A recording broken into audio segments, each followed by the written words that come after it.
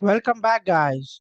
So this is question number 20 of this of the March 2018 paper of A-level chemistry, AS chemistry, 9701. Let's begin. Question 21. An, or-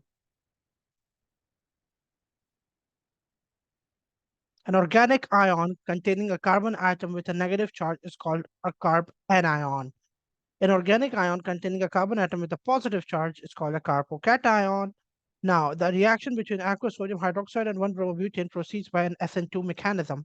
SN2, if you guys remember, is a mechanism to represent the nucleophilic substitution reactions. And SN2, the 2 over here, stands for the molecularity of the reaction, and it also tells you the order of reaction. Now, SN2 is a reaction that is typically performed by the primary alkyl halides. Alkyl halides. Now we have aqueous sodium hydroxide providing the OH negative nucleophile to the 1-bromobutane. Now butane means 4 carbons, 1, 2, 3, 4. And then on the first carbon, you've got the bromine atom attached. Now if OH comes in, attacks it, this is partial positive and bromine is partial negative. It's gonna replace it and form butan 1-all, right? Butanol basically. What is the first step in this mechanism? So because this is SN2 mechanism, this is a single step mechanism, by the way, although it can be divided into 2 steps, but the first step is a slow step. Okay, and the second one is extremely fast, and it's considered a single step reaction, but yeah, we can divide it into 2 steps. Okay, the first step is actually the attack of this OH negative ion from the backside onto the partial positive carbon atom, and at the same time the weakest bond, meaning the carbon bromine bond, will break, and so this bond becomes weaker, and so the electrons are transferred to the bromine atom. Now, while this reaction is going on, it forms a transition state, a pentavalent transition state, basically a state in which actually has 5 bonds essentially, out of which 2 of them are dotted, meaning one is being broken, the carbon bromine bond is being broken, and the carbon OH bond is being made. So that's why both of them are shown by dotted bonds. So let's look at these. Now, the very first step is the attack of the nucleophile on the partial positive carbon atom, because that's a nucleophile. When this is partial positive carbon atom and it's partial positively charged, nucleophiles are attracted to centers of positive charges. Now, attack by a nucleophile on a carbon atom with a partial positive charge, that is absolutely correct. The rest of them are not correct. You do not have bond fission going on in the very first step. So all three are incorrect. So option A is the best choice. And yep, that's the correct answer. After 21, we've got 22. Compound X can be converted into compound Y in a single step. Now this is X converted into Y. Now this Y actually contains a functional group, the carboxylic acid group, and it contains the ketone group as well. What could be the identity of X? Okay, so we need to see what this might be if we are getting this particular product. Okay, so there has to be certain functional groups present in X as well. Now, you have to use the knowledge of organic chemistry to solve this question, and you have to essentially use all of the reactions that you've studied in organic chemistry so far. Now, this is also a type of a reaction in which you do multiple synthesis. All right, so this is a multiple synthesis type of a reaction. Now, let's look at it. Now, if you look at option A, it's a cyclic compound. Okay, it is a cyclic compound and it's an alkene. Now, all four are alkenes. So I can actually think of a particular reaction which can actually result in the formation of carboxylic acid and ketone. It's actually the strong oxidation of alkenes. Strong oxidation of alkenes, if you guys remember, is a very special reaction. Strong oxidation of alkenes can only occur under strong conditions. The conditions required are concentrated and hot potassium manganate solution. Hot concentrated potassium manganate. So hot concentrated and hot, both of them are very strong solutions, strong conditions, and potassium manganate is actually your oxidizing agent right over here. Now, strong oxidation actually can cause a breakage of these bonds. All right. So the bond, the alkenes carbon-carbon double bond, actually breaks in all four of these. Now, in order to get a ketone, this side of the carbon. Now, just a quick recap of all three types of strong oxidations that we've had in alkenes. Now, this is an alkene. All right.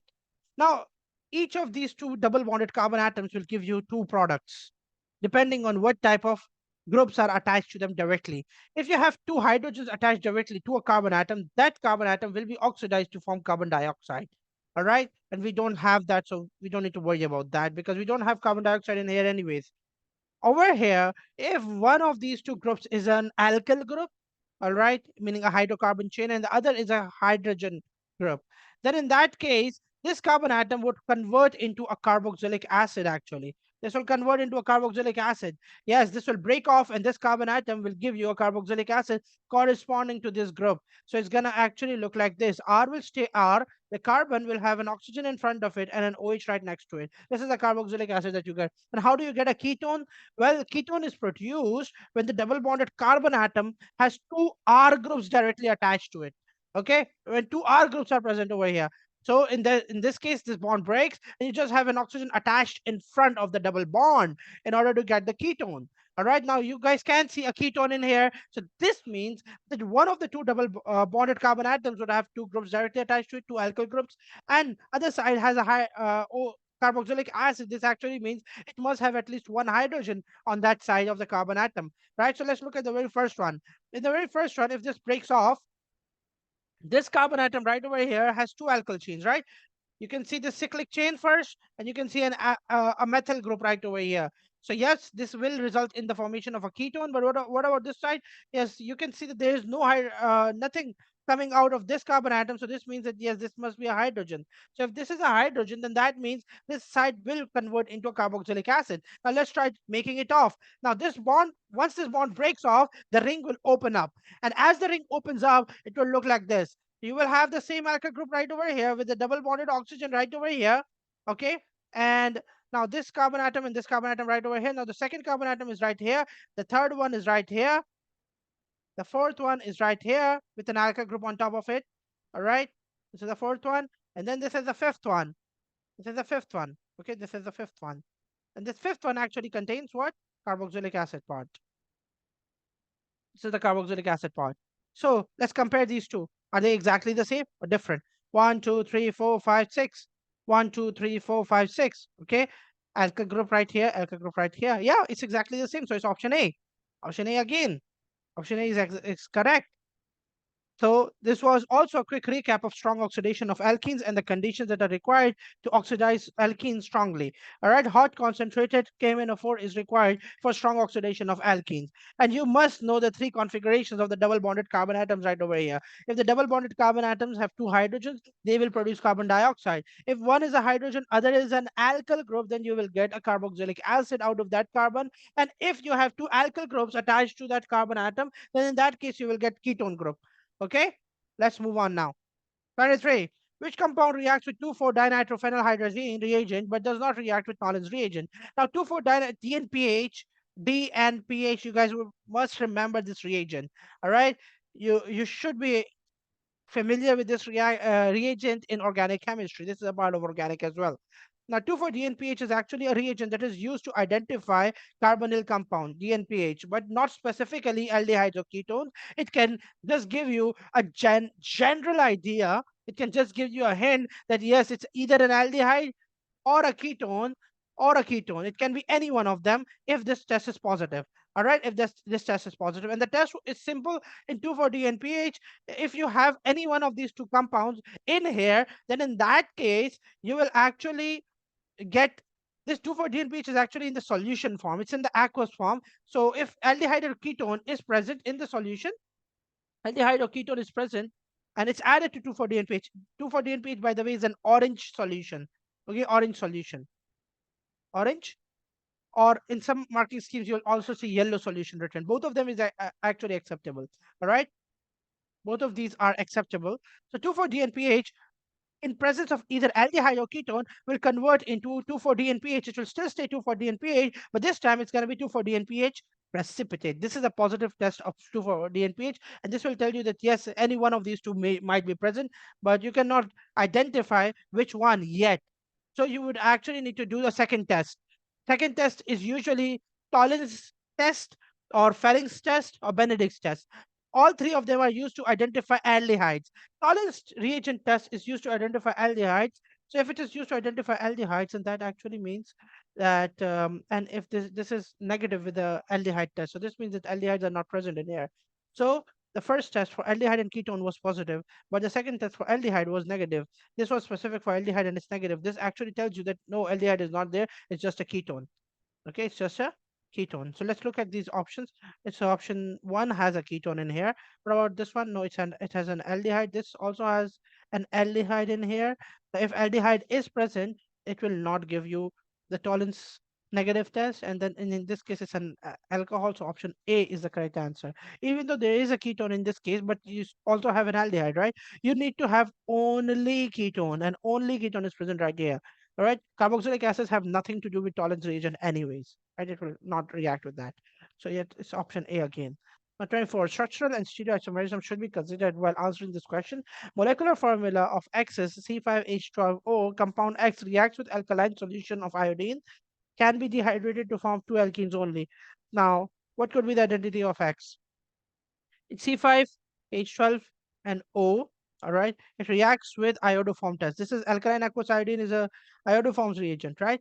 And it can be dehydrated to form two alkenes. Now, it can be converted into alkenes. So what does that tell you? Dehydration of alcohols was a reaction that you must have done in organic chemistry, right? Dehydration of alcohols produce alkenes. So yep, that's correct. So this might be a five carbon alcohol, but this alcohol is such that it can only produce two alkenes while on dehydration, not more than that. All right. So let's see what type of a compound we have.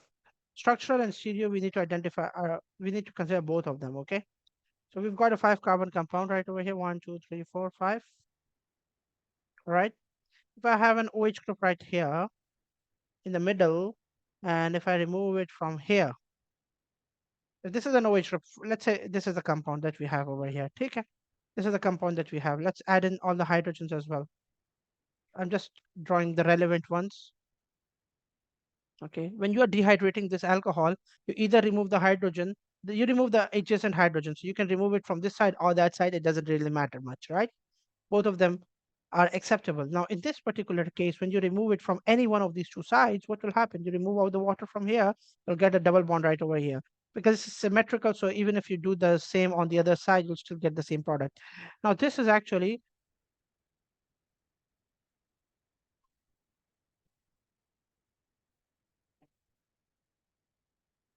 an alkene that you've gotten, right? And if you look at it carefully, this alkene can also show cis-trans isomerism. If you guys remember cis-trans isomerism, if you guys remember cis-trans isomerism actually shows you've got two hydrogens right here, correct? So if you have a hydrogen and this group, and both of them are different from each other, this carbon atom qualifies for being able to show cis-trans. What about this one? So hydrogen and methyl group are different. This carbon atom also qualifies for cis-trans isomerism. This actually means that this double bond would show cis-trans isomerism, cis-trans geometry. So this means it can either be cis or trans, but not more than that, right? There's just one double bond. So yes, this particular compound will actually show only two isomers. So two isomers would actually mean two different types of alkenes only, right? The other one, if you had the OH group somewhere on the second carbon, then in that case you would have more than two, right? You might have three, but in this case you can only have two. So yep, this OH in the exact center would be the answer of choice. So I guess this one is the answer, option B. Yep, that's correct. Option B. No, wait. How many carbons are here?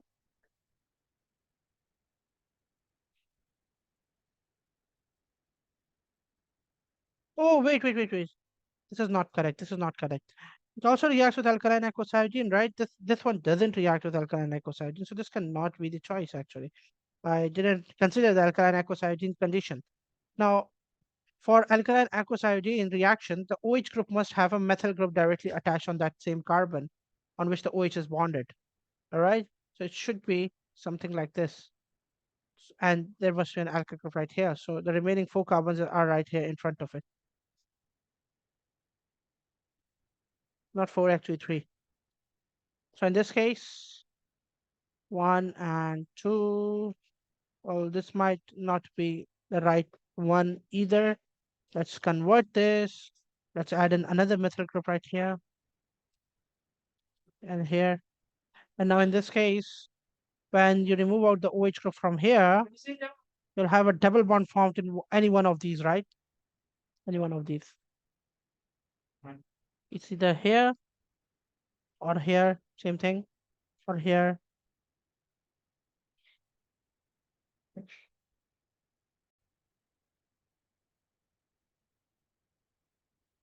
Right. So this is still not the one because this is still giving us more than two alkenes on dehydration. Let's try a different approach to this one. Let's try this option C that is given to us. Now we've got a carbon atom, and why am I choosing option C and not others? Option A cannot be the answer because the OH group. Well, wait, option A can be an answer, but again, option A on dehydration will give us more products, so therefore we do not choose that. Option B on dehydration will give us those which we require, but then again, it cannot give alkaline ecosydene reaction. It's either option C or option D. Now let's look at both of them, right?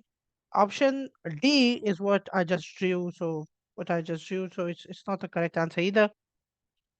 Option C is the only one left. So it's C. Let's look at C and let's see how it's correct.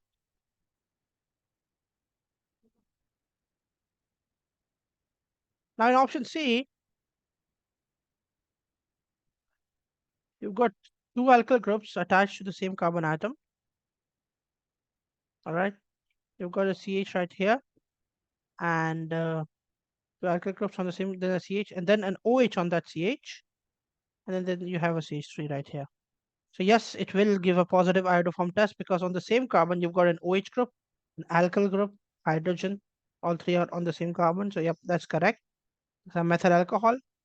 Now, on dehydration, what product will it give us? So it's either double bond here or double bond here. Oh, wait, it cannot have a double bond.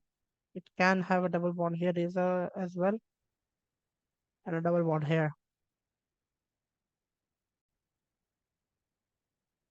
So if you remove the OH from here and a hydrogen from here, you'll have a double bond here. But this particular alkene will have two hydrogens on this side of the carbon atom, and it will not be able to show cis-trans isomerism. Similar is the case here as well. If you remove out this OH and have a double bond here, you have two alkyl groups on the same carbon atom. And again, having the two similar groups on the same double bonded carbon atom will prevent that carbon atom from having cis-trans geometry either. So option C is correct. It's either this one or that one. Both of them are only structural isomers and no stereoisomers of each other. Okay, so you only have two alkenes. So option C is the best choice. 25. Which volume of hydrogen measured under room conditions is produced when 0.16 grams of methanol reacts with an excess of sodium? Okay, so we've got methanol reacting with sodium. Let's write down the equation first. CH3, OH, methanol, along with sodium, gives us sodium methoxide and hydrogen gas. Right. Now, we have the moles given, right? 0.16 grams of methanol. So from this, we can calculate the moles. We've got the mass, we can calculate the moles. Moles of methanol are going to be 0.16 divided by 12 plus 3 plus 16 plus 1. You get an answer for this, you get the moles. All right, the equation seems to be balanced. Yep, it is. Now you've got the moles of methanol right here. Whatever the moles of methanol are, they're asking for the volume of hydrogen, right? You have to compare the moles of methanol with hydrogen. It's 1:half ratio, right? So whatever moles you have on this side, X moles would be the moles of hydrogen. Now, once you have the moles of hydrogen, then you can use it's under RTP. So you can use this relationship that 1 mole under RTP will occupy a 24 dm cube volume or 24,000 cm cube volume. So whatever moles you get from hydrogen here, just plug it in here, get the answer. Okay, I'm not solving it further. You guys can do this one on your own. I'm just going to tell you the answer for this one. It's A. All right, let's A. and the methodology stays the same. All right, guys, meet you guys in the next video. This was 5 MCQs for this.